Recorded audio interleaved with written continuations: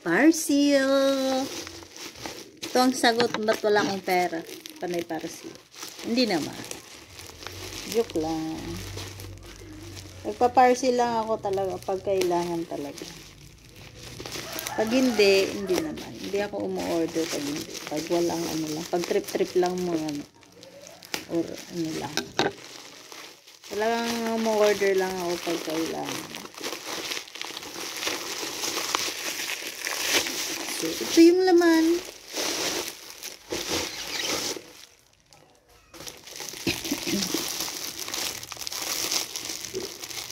Wala, bakit maliit?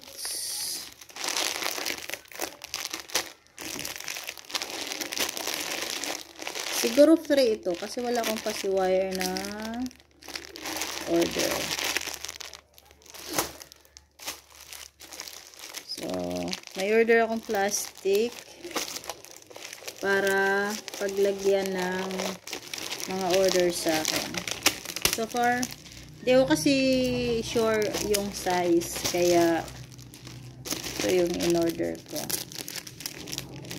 Yung 27 by 30 ba to? O ano? Ay hindi. 15 by 30 ba to? O 12 by 30. Parang ba?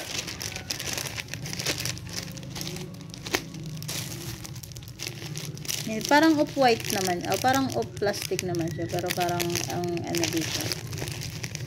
Ayan.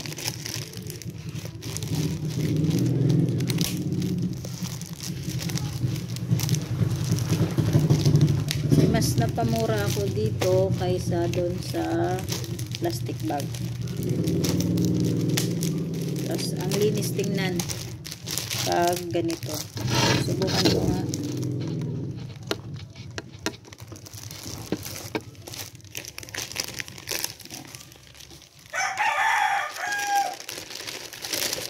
So malaki lang talaga siya sa ano. Pero malinis tingnan.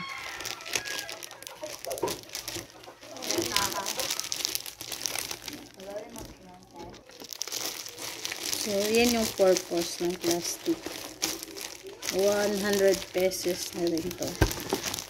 At pumili ako ng nagdagdag ako ng wrapper na ito na kulay. Kasi paubos na yung stock ko, kaya I need to restock na. Kasi ito yung mabinta na kulay ay yung madali wrapper na kulay.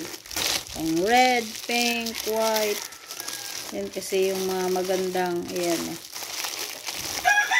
Ayan, tatlong piraso. Tapos ito yung wrapper, bouquet wrapper na parang shredded na papel. Hindi pa ako naka-try gumamit nito. Kaya susubukan ko. Para kasing yung ganda niya gamitin.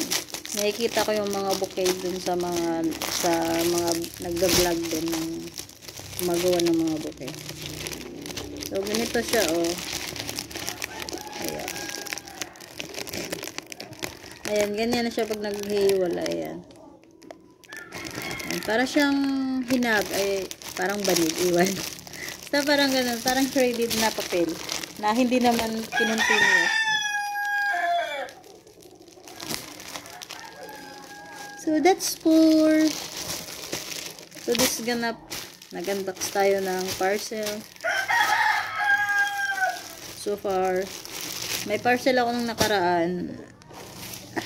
Hindi ko pinakita yung pag-unbox ko kasi isa lang naman yung laman. Ito lang naman yung mga laman, mga fuzzy wire. Tsaka itong nasa misa. Hindi ako nag-order ng isa-isa. Yan ay 5 peraso. Kasi pag isa-isa, talo ka sa shipping. So, that's all for today. Thank you so much.